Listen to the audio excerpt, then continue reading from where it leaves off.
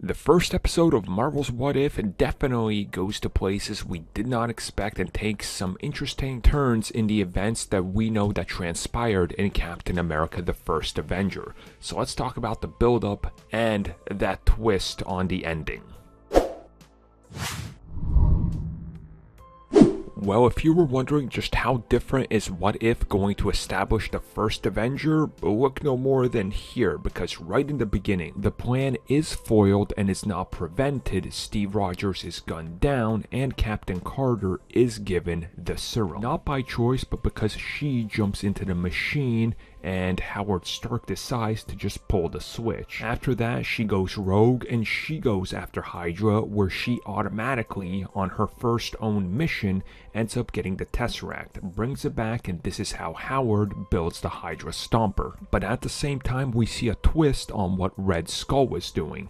He realizes that when he's looking at the Tree of Life in Norway, that he can use something that hasn't been awakened or ever thought of, I guess, at this point, and that's if he uses the Tesseract, he can open a trans-dimensional teleporter to Hydra's champion. Now, of course, he's just got to get the actual Tesseract back, which the rest of the episode is going to set up how that happens, while also balancing the relationship between Steve, who of course is in command and piloting the Hydra Stomper, and showing us a few established scenes such as the train attack play out in different ways.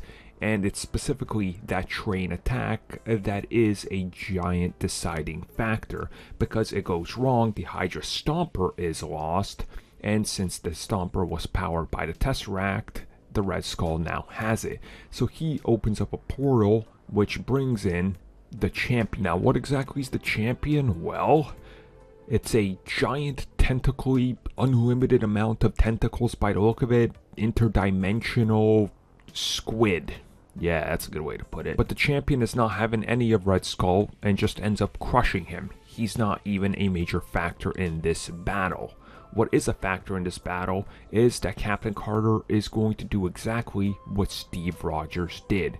The sacrifice for the greater good. She realizes that her strength can push the monster back through the teleporter powered by the Tesseract because it's not fully yet in our world. She does exactly that, telling Steve that they will have their dance Saturday at 3. As she does it, officially pushes it back through. And this ends our take on Captain America the First Avenger from a different perspective.